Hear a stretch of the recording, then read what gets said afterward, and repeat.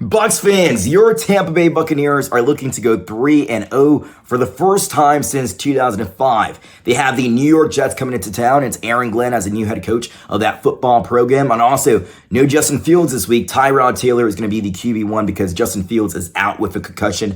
On this episode of Fear the Bay, I'm going to give you guys a game preview to that game. All the important things you need to know before kickoff at 1 o'clock. Also, unfortunately, we have a lot of injuries to discuss. I'm going to give you guys the latest injury news for your Tampa Bay Buccaneers. Also, keys to the game. If the Buccaneers do these three things, I believe they come out in week number 3 with a victory, start off 3-0 to kick off their 2025 campaign. And lastly, there's a lot of games happening week 3 around the NFL. I'm going to give you my picks. I'm going to give you Adam Slivon's picks. You won't want to miss that. All that and more on this episode of Fear the Bay. I'm your host, Daniel Morales, and week number 2, the Tampa Bay Buccaneers were finally able to break one of their curses, and that is the primetime curse. They were finally able to win in a primetime game on a Monday Night Football in Houston against a team that has gone 10-7, won the AFC South for the past 2 years in a row. It was a very tough game to watch. It was a very intense game, a dramatic game, just like week number 1. These games aren't easy for Bucs fans. It was very talented, they're a very talented team that they're going up against, and they're a talented team themselves. But this Tampa Bay Buccaneers team, they do not quit. They continue fighting. No matter who goes down, no matter what happens in the game, this team continues to play for 60 minutes, and that's all you can ask for out of a football team. This is such a close-knit team, and they continue to fight, and somehow they've been able to pull off these last 2 weeks with a victory. Now, kudos to Josh Grizzard. Before we get into the game against the New York Jets, kudos to Josh Grizzard. I think he took a huge step forward in week number 2 in his play calling abilities, especially in the fourth quarter, and especially in that 2-minute offense that Tampa Bay Buccaneers were able to march down the field. Now, of course, it comes down to execution of course, with your offensive players. But the Tampa Bay Buccaneers, under the offensive leadership of Josh Grizzard calling the plays, they were able to march down the field and score in the final few seconds of the game, cap off the game with a run up the middle by Rachaad White, winning 20-19. I think he took a huge step forward from week number 1. Just a real clean game that he called. He got Baker Mayfield in rhythm. I think overall, we saw that he is a true offense coordinator in this league, and he has a lot of promise. I want to see how he continues to grow and grow and grow every single week. But again, I think the Tampa Bay Buccaneers made the right choice in hiring Josh Grizzard as their offense coordinator this year. And you just hope that another team doesn't see this and they want to bring him in as their head coach next year. But let's see what happens. This is a long season. It's a marathon, not a sprint, like I like to say. But Baker Mayfield is entering the MVP conversation. He has 5 touchdowns, 0 interceptions. Now in week number 1, I think he was a bit rusty. He had a few passes that were behind the players. One miscommunication down the field by, trying to target tight end Cade Otton. He had passes that were over his guys, too far out the reach. He had 2, 3, possibly 4 passes that could have been intercepted. But I think in week number 2, he cleaned up his game a lot. I think you saw the real Baker Mayfield out there, and it's not even, his ceiling. I think that's just a much better game, a game that, you come to expect out of Baker Mayfield. He was able also to save this team on a long 4-10 to keep the game going, move the chains with his feet. Heading into the week, DeMeco Ryans, the head coach for the Houston Texans, called Baker Mayfield a squirrel, a guy who's really hard to get down. We saw that he was like Houdini on that 4th and 10, able to keep the game alive, able to keep the Tampa Bay Buccaneers on the field and allow the Tampa Bay Buccaneers to go down the field and score. And again, going back to Josh Grizzard, at the beginning of the broadcast, I stated that the one weakness of this defense, a real one weakness of this defense for the Houston Texans was the interior of that defensive line. We know that they have incredible defensive backs. And when you count the interceptions in 2024 from their 2 outside corners and their 2 starting safeties, when you combine all their interceptions together last year, they had 19 interceptions. That is a dangerous, a scary, ball-hawking secondary that the Houston Texans have. And we know they have 2 premier edge rushers with Danielle Hunter and Will Anderson Jr. out there. Those guys, even with all the offensive line injuries that the Buccaneers had and the whole shakeup and all that they did, those guys really weren't a problem for Baker Mayfield and this offensive line unit for the Tampa Bay Buccaneers. But I said at the beginning of the broadcast, if I'm Josh Grizzard, I'm attacking the center, the interior of that defensive line, running right up the middle. And Josh Grizzard did that. He did that as many times as he possibly could. Baker Mayfield had 33 yards. We talked about that long 4th and 10. But Bucky Irving, the running backs, Bucky Irving, Rashad White. Bucky Irving had 71 yards on the ground. Rashad White had 65 yards on the ground. And again, that touchdown to win the game, that game-winning touchdown for the Tampa Bay Buccaneers in the final few seconds of the game. He went to that well. He attacked the center, the interior of that defensive line, and it worked over and over and over again. At times, the Houston Texans knew where the Buccaneers were going to run, and they just could not stop it. So, it was really fun to see him exploit a weakness and a team like that and just be a smart play caller overall. I really liked what I saw out of Josh Grizzard. Now let's get into this game against the New York Jets. So, the structure of this game is very similar to last week, where you have two head coaches who are defensive-minded head coaches. You have, of course, Todd Bowles for the Tampa Bay Buccaneers, and on the other side for the New York Jets, you have Aaron Glenn, a former defensive player, a former defensive coordinator for the Detroit Lions.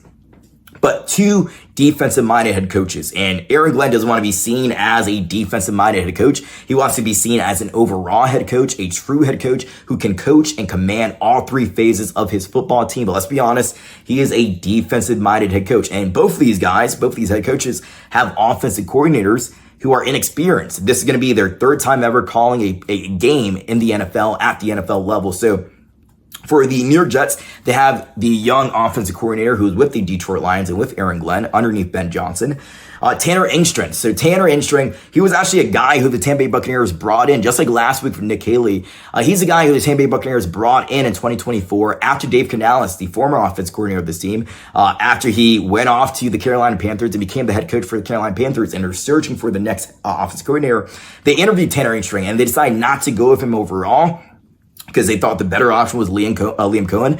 And we saw Liam Cohen led this team to become a top 5 offense, got the running game going really, really well. And he was able to get, after one season, a head coaching opportunity, just like Dave Canales before him, a head coaching opportunity with the Jacksonville Jaguars. So Tanner Engstrand, he has experience as an offensive coordinator. It's 9 years as an offensive coordinator, but not in the NFL. This is his first season ever as an offensive coordinator, as a play caller at the NFL level. He coached in the XFL for 5 games, and he was the offense coordinator, but he shared play calling duties, so he didn't even call all 5 of those games. And the one play calling experience that he has is the years that he was at the University of San Diego, where he's calling plays, but that's at the college level. The college game is completely different than the NFL game. That's why these rookies come in, and it takes them a bit of time to develop and get to understand the speed of the NFL. So he has play calling experience, but not at the NFL level per se. So again, the structure is very, very similar here. Now, Justin Fields is going to be out. He's out with a concussion. He suffered a concussion in week number 2 against the Buffalo Bills. And if I'm being honest, I've said this before, I'm not a huge fan of Justin Fields. I think that if I'm Todd Bowles and I'm this defense, I would have rather wanted to see Justin Fields out there rather than Tyrod Taylor. I think Tyrod Taylor can probably better lead this offense, better lead this team. I think he's a more accurate quarterback. I think he could process the game much better than Justin Fields can. In week number 2 against the Buffalo Bills, Justin Fields went 3 for 11. He had two sacks, no touchdowns. He had a QBR rating of 1.1. Let me repeat that.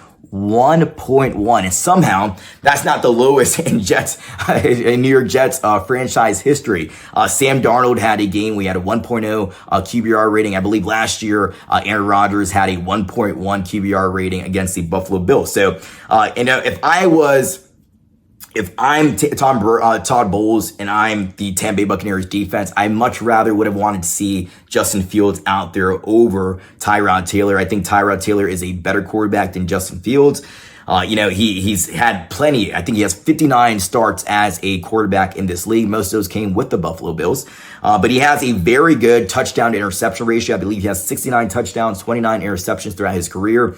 He's a dual threat quarterback, even in his mid-30s, not as much as Justin Fields is. He can't run as much and, as effectively as Justin Fields can, but they can both, you don't have to change the offense much. And Tanner Engstrand talked about there's really going to be no drop off. There's going to be no fall off in, this quarterback change because of the injury to Justin Fields. They're going to be able to continue to run the offense that they want to run. And there's going to be no change. These are two similar quarterbacks as well. So you don't have to change the offense as well.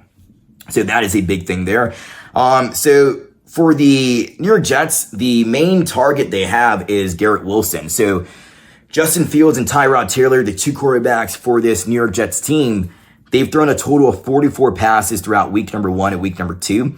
And they've targeted, out of those 44 passes, Garrett Wilson, the wide receiver, the superstar wide receiver for this New York Jets team, he's had 17 of those targets. So they're targeting him a lot. I know Aaron Glenn, before the season began, he said that the plan is to get Garrett Wilson the ball as many times as possible. So we'll talk about the keys to the game later, but one of those is going to be limiting and minimizing the effectiveness of Garrett Wilson, because behind Garrett Wilson, they don't really have a true wide receiver 2 on this team. They have a lot of guys who, they're okay, wide receivers, but none of them are true wide receiver 2s. You don't have a guy like Emeka Buka as the wide receiver 2, or even a Jalen McMillan or a Chris Godwin. The New York Jets have none of those guys out there. They have a rookie tight end. So if they minimize Garrett Wilson out of the game, who's going to become that next wide receiver or the next top receiver for that New York Jets team? It's probably going to be Breece Hall. They've only targeted him 7 times throughout the first 2 weeks. I believe they targeted him 2023, I believe, like 95 targets he had. Last year was about, in mid-70s. So they like to target him a lot out of the backfield. So if they're able to, I think Tyrod Taylor is also going to spread the ball a bit more. He's going to be a more effective and a more, overall a better quarterback for that Tanner string offense.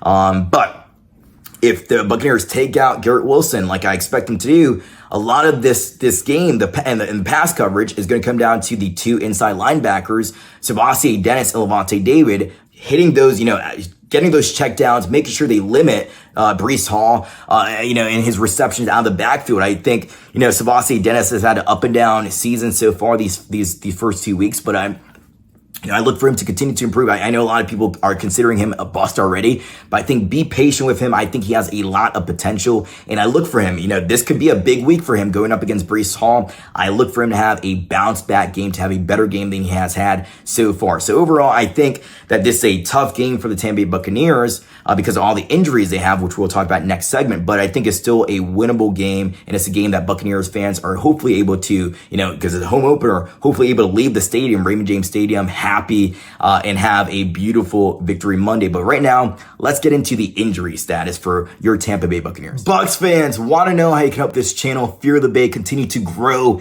and expand. Well, all you have to do are 3 simple things, and they're absolutely free. And what are those things, you might be asking? Well, like, subscribe, and comment. Like, subscribe, and comment. When you do that, when you engage with the content, what happens is YouTube's algorithm continues to push this content out to more phenomenal Bucs fans like yourself. So please, if you have not done so already, like, subscribe, and comment. Those things help me out tremendously, and they help our channel, they help our community continue to grow and grow and grow and expand to brand new heights. Let's get back to the video. We definitely do not want to miss that.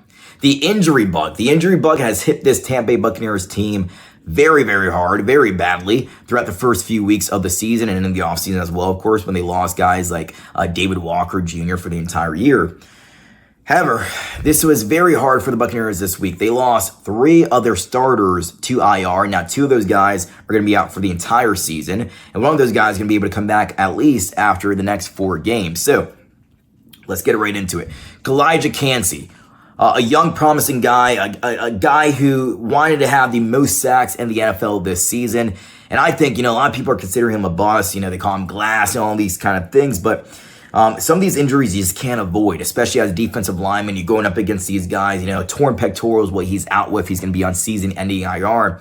But he was generating a lot of pressure in that game. He was disrupting the run and pass plays in that game at times. He didn't have a sack yet, but I think he was going to get there eventually. He was getting into the backfield. He's working against the left guard and the center, Jarrett Patterson. I think that Greg Gaines' sack in the game, it would have been Elijah Cansey's sack, and maybe Elijah Cansey would have had 2 sacks with the way he was performing out there on the field. But unfortunately for the Tampa Bay Buccaneers, he is going to be done for this season. Now let's get to the offensive line. The Buccaneers lost also, we learned this week, Luke Gedeke.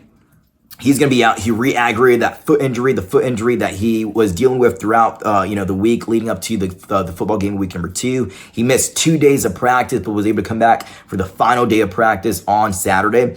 And he re-aggravated the injury in the game, and now he's going to be out. I know he's on a scooter now, dealing with his foot injury, but he's going to be out for at least the next 4 games. So Who's the other guy? It's Cody Mauch. We know that. Okay, Cody Mauch, the right guard for this team. He has been an Iron Man. He was the last guy standing on that offensive line in his original position.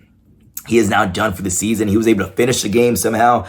But we learned after the game and this week that he is done for the season. He's going to have knee surgery. He suffered a knee injury in that game that's going to end his season. So a lot of injuries for this Tampa Bay Buccaneers team, but I think they're going to be okay. I think they're still going to be okay. The world isn't over. The world isn't ending. This team is, like I said earlier, they're a team that does not stop fighting. This team fights for 60 minutes. They fight for each other. They do not stop fighting. This is a team that no matter who goes down, no matter what happens, they continue push forward. No excuses. They have a next man up mentality.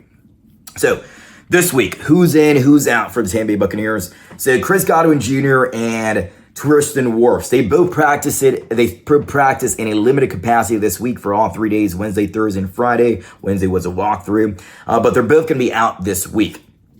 Now, look for Tristan Wirfs to possibly come back next week against the Philadelphia Eagles, the reigning Super Bowl champions. I think that's going to be his return date. And also look for Chris Godwin possibly come back next week, but I think more likely week 5 to week 7, somewhere in that range. But he could be a guy who the Tampa Bay Buccaneers can have out there. Maybe some positive injury news coming real soon for the Tampa Bay Buccaneers after this game. We'll see, but it's a really interesting thing to watch and witness here. All right, so Emeka Egbuka, it was scary.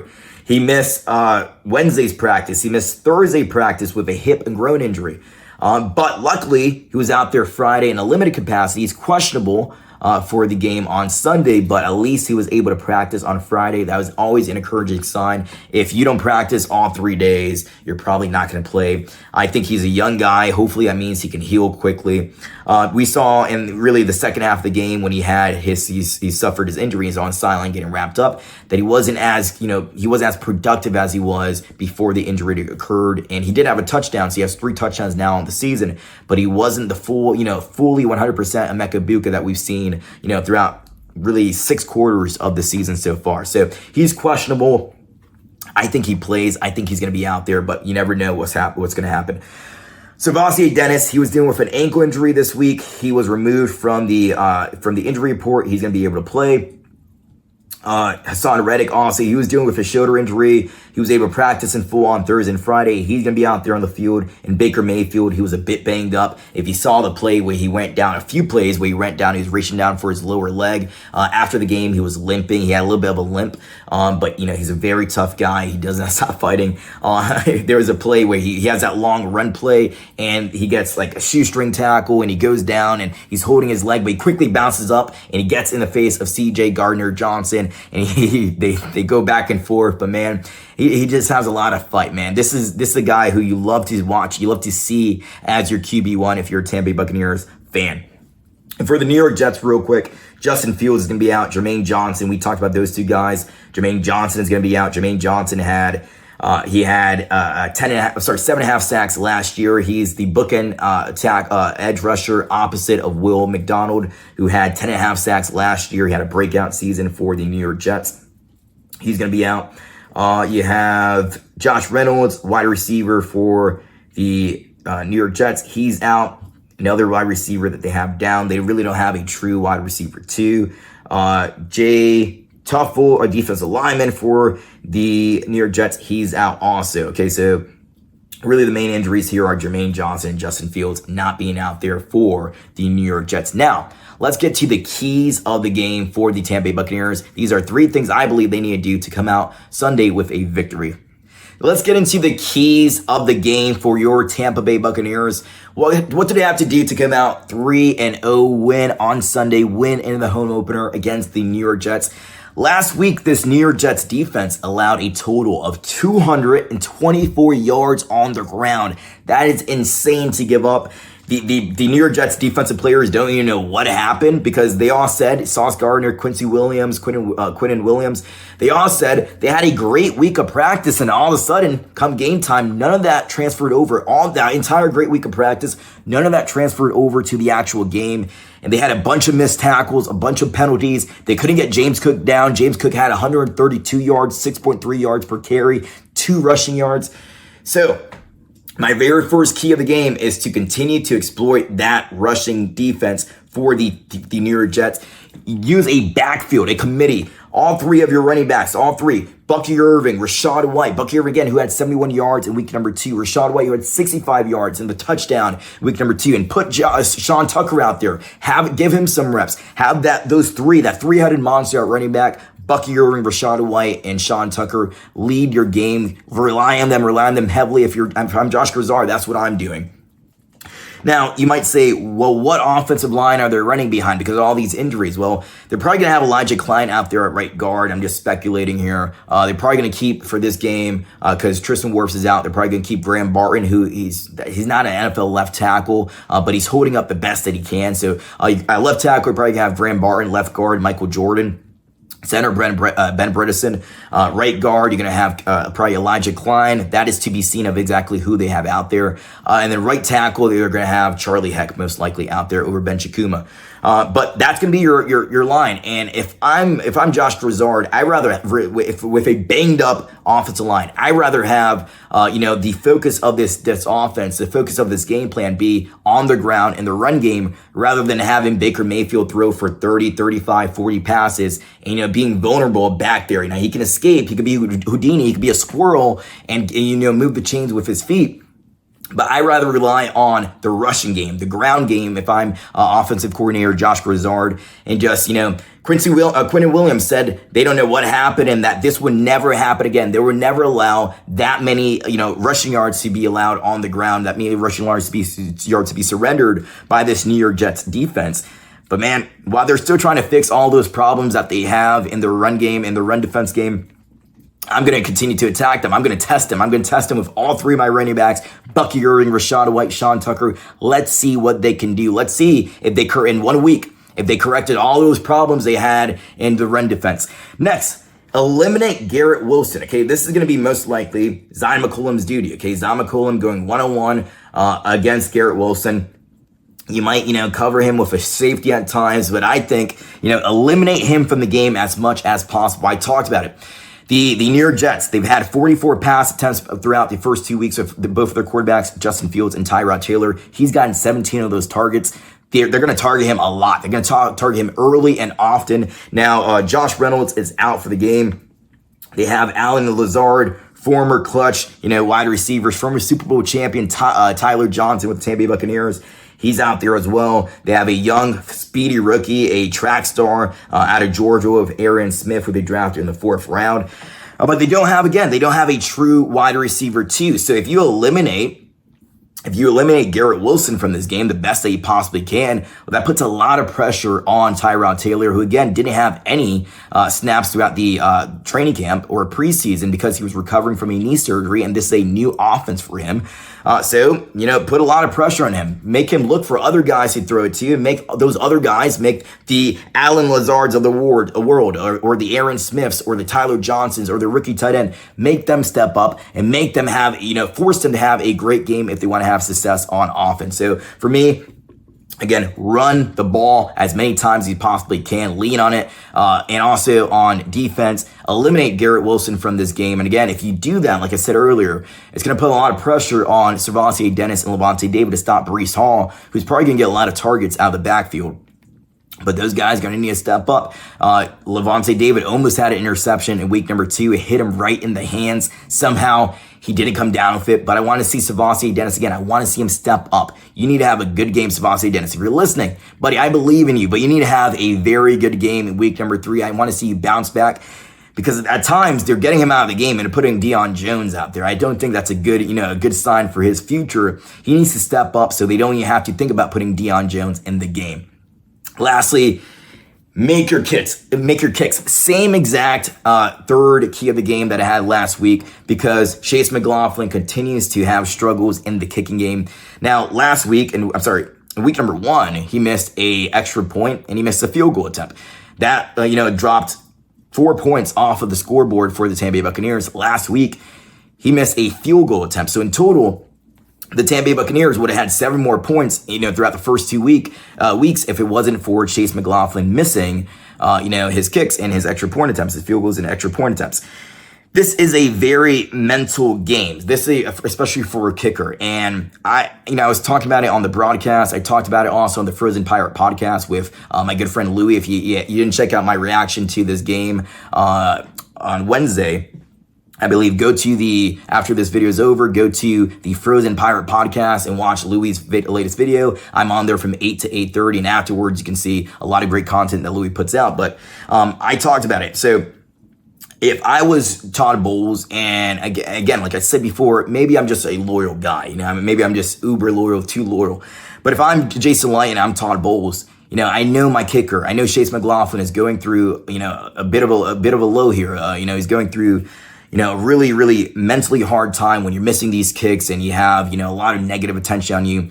But I wouldn't bring in a kicker to try out. So that's something that I was watching for the entire week. And luckily for Chase McLaughlin, they didn't bring a kicker to try out for this team. So the reason why I didn't believe that was a good move to bring in a kicker to try out was because that puts even more mental strain on Chase McLaughlin, who has been throughout the past few years for Tampa Bay Buccaneers very accurate. Money Chase McLaughlin, he's been extremely accurate for the Tampa Bay Buccaneers. He's been dependable. But I don't know what's going on this year with Chase McLaughlin. Week number 1, he had a defender run into his leg, but Todd Bowles said that wasn't an issue. So it's really for Chase McLaughlin, it's a mental thing. And he has to get over that mental aspect, and he has to come out of this much more positively than he's going through right now. He has to come out this on the positive end. So I would stay loyal to Chase McLaughlin because he has shown throughout the past few years that he is a dependable, accurate kicker. I would give him a bit more time, but if we get into maybe week 5, week 6, and he's still having those issues, then I think you go look for another kicker and a possible alternative. You try some guys out, you see what's going on with, see what's your options out there. But again, what kicker can you find? What accurate kicker can you find out there in week number 3 or in week number 4, 5, 6? The best kicker is already on the roster. Okay, so who's going to be out there? Are you going to find a guy better than Chase McLaughlin? I don't know, but I would remain loyal to Chase, like the Tampa Bay Buccaneers are currently doing, and try to see, does he get over? Does he get over the hump? Does he go over this bad string of games that he's having right now? And what he can do is, the best thing he can do for himself in week number 3 is come out booming, come out extremely accurate, make all his kicks, make all his field goal attempts, make all his extra points. And I think that put all the nerves for Bucs fans at ease, and that would solidify his spot as the starting kicker, the continuously moving forward, the starting kicker on this team. So again, keys to the game: run the ball, continue to exploit that New York Jets run defense. Also, eliminate Garrett Wilson from this game, force Tyrod Taylor to look elsewhere. And then lastly, Chase McLaughlin, you got to make your kicks. So those are my 3 keys to the game. Now, let's get to our week 3 NFL picks, featuring the picks for Adam Slivon as well. Okay, we're competing throughout the entire year. This has been a lot of fun so far, and our competition continues here in week number 3. So let's get to that now. Adam Slivon, you can follow him over at Adam Lives on X, and myself have been competing this entire season in our head-to-head competition for who can have the better overall record when it comes to picking all the games across the NFL.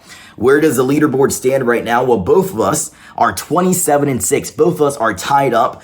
It's been very fun going up against him. He knows his stuff. He doesn't just know his Tampa Bay Buccaneers. He knows the entire league. He knows what's going on around the league. He knows which teams to pick. And right now, we're tied. There's nobody in the lead right now. Okay, let's see what happens after week number 3. But right now, it's very fun. It's very competitive. 27-6 is both of our records. So the Thursday Night Football game occurred recently, and we both had the Buffalo Bills beating the Miami Dolphins, and they were able to come away with the victory. So our record right now is 27-6. So I'm going to give my picks first, and I'll give Adam's picks. So let's get into these games here. So the Atlanta Falcons are going to be on the road against the Carolina Panthers. I have the Falcons winning that game. The Green Bay Packers are facing the Cleveland Browns. I have the Green Bay Packers winning that. Jordan Love, Micah Parsons continuing their winning streak. The Houston Texans versus the Jacksonville Jaguars. The Houston Texans, the Buccaneers just went up against. They're a tough team. I have the Houston Texans coming out with a victory in week number 3. The Cincinnati Bengals versus the Minnesota Vikings, 2 backup quarterbacks going up against each other. J.J. McCarthy, Joe Burrow out.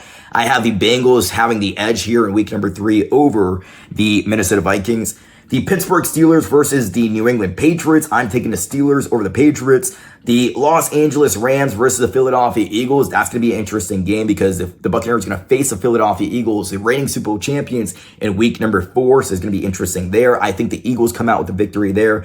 However, in week number 3. The New York Jets versus the Tampa Bay Buccaneers. The Bucca Bruce logo is back. I have the Tampa Bay Buccaneers winning over the New York Jets. Daniel Jones has been phenomenal so far for the first 2 weeks for the Indianapolis Colts. I have the Colts beating the Tennessee Titans and the number 1 overall pick in Cam Ward.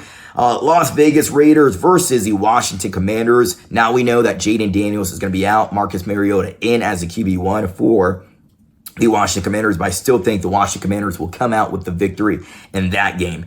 The Denver Broncos versus the LA Chargers. Justin Fields has been really good so far this season. I'm a fan of Justin Herbert. I have the Chargers winning this game over the Broncos. The New Orleans Saints versus the Seattle Seahawks. The New Orleans Saints are 0-2. I think they go 0-3, and the Seahawks win that game. The Dallas Cowboys versus the Chicago Bears. I have the Dallas Cowboys winning over the Chicago Bears. So there. The Arizona Cardinals, they're 2-0, facing another 2-0 team in the San Francisco 49ers. Brock Purdy is out. Matt Jones in as the QB1 in San Francisco. I have the Arizona Cardinals winning that game. Kyler Murray getting the victory over Mac Jones there in week number 3. Kansas City Chiefs, they're off to an 0-2 start, but I think they turn that around this week against the New York Giants. That's a pretty, I think, a fairly easy win for them. And then also the Detroit Lions versus the Baltimore Ravens. That's going to be a fun game, but I think the Baltimore Ravens right now are the better team over the Detroit Lions. I think they're going to be a Super Bowl contender team as well. Okay, so let's get now to Adam's picks. Again, you can follow Adam at AdamLivesOn, at Adam LIVSON on X and Instagram. He's a great guy, a great follow. One of the best follows out there if you're a Tampa Bay Buccaneers fan. So he has the Falcons over the Panthers. He has the Packers over the Browns. So we're the same on that aspect. He has the Texans over the Jacksonville Jaguars. The Vikings over the Cincinnati Bengals. So that's one of the games that's opposite. That's one of the games that we think a little bit differently there. Because he has the Vikings winning and have the Bengals winning. So that's going to be a really important one since we're so close. We're 27-6 right now. He has the Steelers and Aaron Rodgers over the New England Patriots. He's taking the Rams over the Philadelphia Eagles. And he says, I know it's a very bold move to pick, to have the Eagles losing back-to-back weeks. But he believes that the LA Rams are going to be able to beat the Philadelphia Eagles. So this is another game where we think a little bit opposite. Or completely oppositely. He has the Tampa Bay Buccaneers winning over the Jets. He has the Colts over the Titans. He has the Washington Commanders over the Las Vegas Raiders. He has the Chargers over the Denver Broncos. He has the Seattle Seahawks over the Saints. The Dallas Cowboys over the Chicago Bears. The Cardinals over the San Francisco 49ers. The Chiefs over the New York Giants. And the Baltimore Ravens over the Detroit Lions. So again, the main 2 games for our head-to-head competition this week is the game between the Cincinnati Bengals and the Minnesota Vikings. I have the Bengals. He has the Vikings in that game. And then the LA Rams versus the Philadelphia Eagles. I have the Eagles. He has the Rams. So those are going to be the 2 games right there that might change the leaderboard around so nobody's tied anymore. Or he's still... Well, all these other games, let's see how it happens. We might get 1-1 in those 2 games, and we might still be tied after week number 3. But again, go follow Adam at AdamLivesOn. He's a very great guy. And let's see. And if you guys want to compete against both of us, you can do so. Just drop down your predictions for week number 3 in the comments below. I read all the comments, so whatever comment that you put down there, I'll read and respond to. But again, it's going to be a very fun week 3. There's a lot of injuries around the league, but there's a lot of good football still being played. And the Tampa Bay Buccaneers, I have them winning over the New York Jets. That's the most important one for you guys out there, the Bucs fans. Me and Adam both have the Buccaneers winning this week in week number 3. Let's get to our closer now. Bucs fans, thank you guys so much for watching this video. If you have not done so already, please like, subscribe, and comment. Those things help out the algorithm. Those things help us continue to grow here at Fear the Babe. We just passed 300 subscribers like I talked about last time, and we're continuing to grow very, very quickly. We're over 344 subscribers now. It is insane to see the growth. Let's get to 500 subscribers. There's a lot of people that watch, but they haven't clicked subscribe yet. Just do it. It's real quick. It's simple. It's fast. It's free. That's the best part as well. So just hit the subscribe button on your way out. And I can't appreciate you guys enough. I always say this, but you guys are truly the heartbeat of Fear the Bay. It's awesome to see the fan base that we have here at Fear the Bay. You guys are amazing. So much, so supportive as well. I love you guys. Thank you guys so much for watching. I'm your host, Danny Morales, signing out.